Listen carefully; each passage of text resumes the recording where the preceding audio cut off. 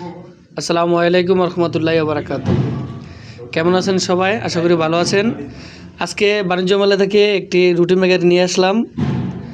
অনেকে বলে রুটি মেকার দিয়ে রুটি হয় না, আবার অনেকে বলে হয়, তাই কনফিউশনে ছিলাম যে আসলে কিনলে কি হবে কি হবে না। তাই আজকে নিয়ে আসলাম এই যে লাইবা রুটি মেকার। অনেকের কাছে শুনেছি লাইবা রুটি মেকারটা নাকি এক নম্বর রুটি মেকার, বাকি যে কোম্পানিগুলো আছে এগুলো নাকি সমস্যা হয়। তো তাই লাইবা নিয়ে আসলাম। আজকে প্র্যাকটিক্যালি আপনাদের সাথে শেয়ার করবো আসলে কি লাইবা রুটি মেকারে রুটি হয় কি হয় না। তো দেখতে থাকুন, সাথে থাকুন।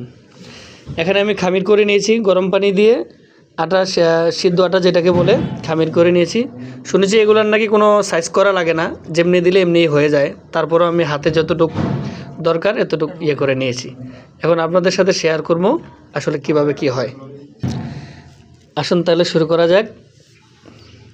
প্রথমে রুটি মেকারটি উঠিয়ে নেব।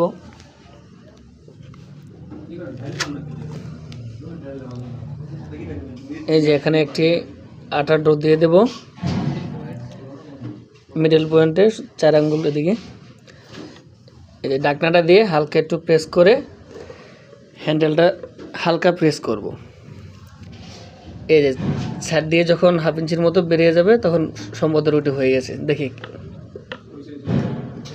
দেখা যাক রুটি হয়েছে কিনা। ওয়াও, খুব সুন্দর রুটি হয়েছে। আশাজনকভাবে আসলে যা চেয়েছি তার চেয়ে সুন্দর হয়েছে।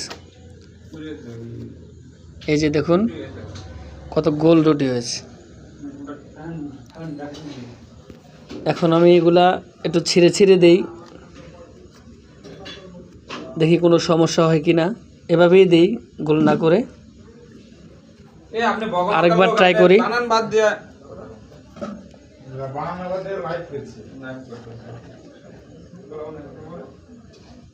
এই যে ছাড় দিয়ে বের হয়ে গেছে, সম্মত হয়ে গেছে।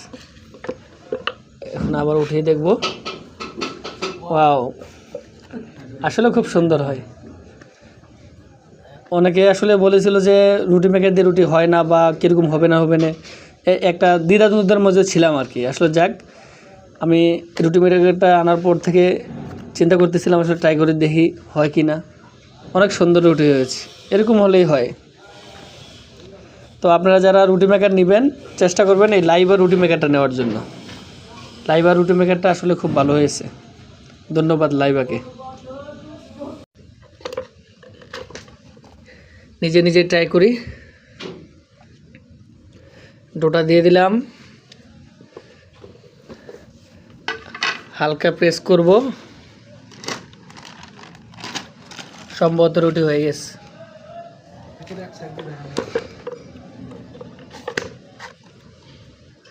এই যে রুটি হয়ে গেছে, খুব সুন্দর সুন্দর গোল রুটি।